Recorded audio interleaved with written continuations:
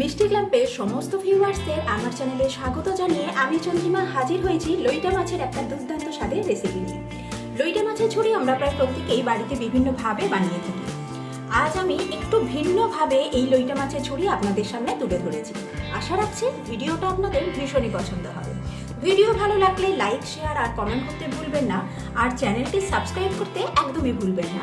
আসুন দেরি না করে দেখে নেওয়া যাক আমার আজকের রেসিপি লইটা মাছের ঝুড়ি। এই রেসিপিটার জন্য আমি এখানে 1 কেজি লইটা মাছ নিয়েছি। মাছগুলোকে আমি দুটো ভাগে ভাগ করে নিয়েছি, মানে একটা মাছকে আমি 2 টুকরো করে নিয়েছি। প্রথমে মাছের গায়ে নুন হলুদ মাখিয়ে নেব। দিয়ে দিচ্ছি পরিমাণ মতো নুন। এবার দিয়ে দিচ্ছি হলুদ। নুন হলুদটা মাছের গায়ে ভালোভাবে মাখিয়ে নেব।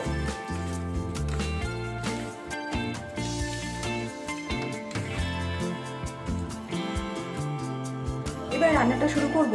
তার জন্য আমি কড়াতে দিয়ে দিচ্ছি সর্ষের তেল।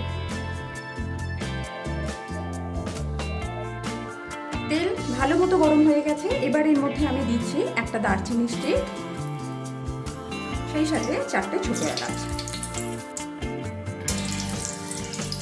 গোটা মশলাগুলো হয়ে গেছে। এবার এর মধ্যে আমি পেঁয়াজ অ্যাড করে দেব। এখানে আমি স্লাইস করে রাখা পেঁয়াজ নিয়েছি। 3টে বড় সাইজের পেঁয়াজ আমি এখানে স্লাইস করে নিয়েছি। এই পেঁয়াজটাকে আমি অ্যাড করে দিচ্ছি।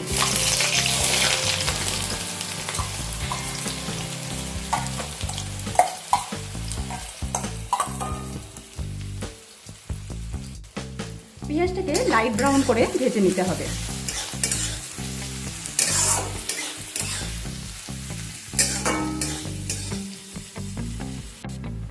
পেঁয়াজ হালকা করে ভেজে নেওয়া হয়ে গেলে এর মধ্যে আমি রসুন বাটা অ্যাড করে দেবো। এখানে আমি 2 টিস্পুন রসুন বাটা অ্যাড করে দিচ্ছি। রসুনটা দেবার পরও রসুনটাকে যাতে কাঁচা গন্ধটা চলে যায় সেজন্য অল্প কিছু সময় নিয়ে একটু ভেজে নেব।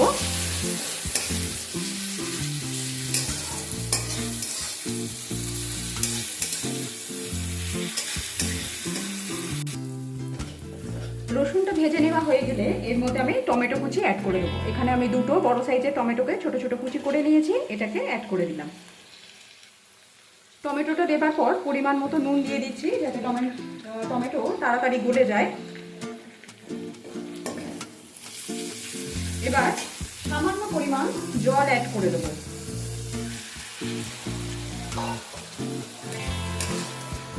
সমস্ত কিছু ভালোভাবে মিশিয়ে নেব। সবকিছু ভালোভাবে মেশানোর পরে এটাকে আমি চাপা দিয়ে রান্না করে নেব যাতে তাড়াতাড়ি টমেটোটা গলে যায়। টমেটো খুব সুন্দরভাবে গলে গেছে। এই সময় এর মধ্যে আমি আদা বাটা অ্যাড করে দেব। আদা বাটাও এখানে আমি 2 টিস্পুন অ্যাড করে দিচ্ছি। এবার একে একে কিছু গুঁড়ো মশলা আমি এর মধ্যে অ্যাড করে দেবো। দিচ্ছি 1 টিস্পুন ধনে গুঁড়ো, 1 টিস্পুন জিরে গুঁড়ো অ্যাড করে দিচ্ছি, ঝাল লঙ্কা 1 টিস্পুন, হলুদ দিয়ে দিচ্ছি 1/2 টিস্পুনের একটু বেশি, কাশ্মীরি লঙ্কাও 1 টিস্পুন দিয়ে দিলাম, গরম মশলাও ওখানে 1 টিস্পুন দিয়ে দিলাম। এবার মশলাটাকে খুব ভালোভাবে কষিয়ে নিতে হবে।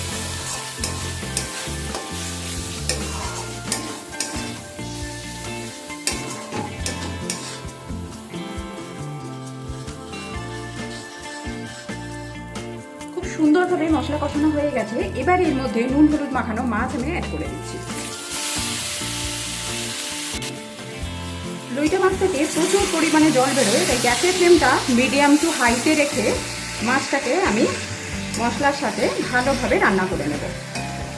খানিকক্ষণ পর থেকেই দেখতে পাবেন যে কতটা পরিমাণ জল বেরিয়ে যাচ্ছে মাছ থেকে।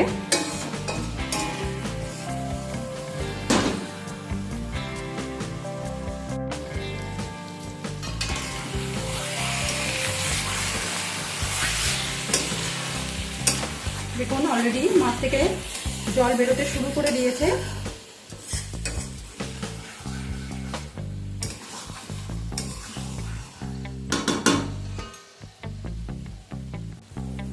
মাছ থেকে যে জলটা বেরিয়েছে সেটা নাড়াচাড়া করে পুরোপুরি শুকনো করে নিতে হবে।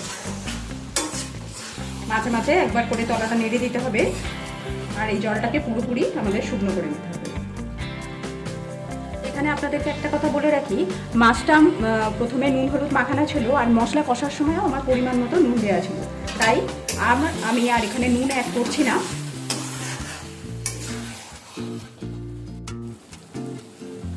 রান্না করতে করতে মাছের জল যখন প্রায় পুরোপুরি শুকনো হয়ে যাবে, সেই সময় আমি এর মধ্যে চিড়ে রাখা বেশ কিছু কাঁচা লঙ্কা অ্যাড করে দেব।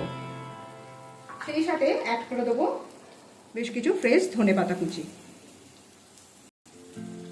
আর একটু রান্নাটা বাকি আছে, কাঁচা লঙ্কা আর ধনেপাতাটা অ্যাড করার পর আবারও কিছুক্ষণ আমি রান্না করে নেব, যাতে একদমই শুকনো শুকনো হয়ে যায়।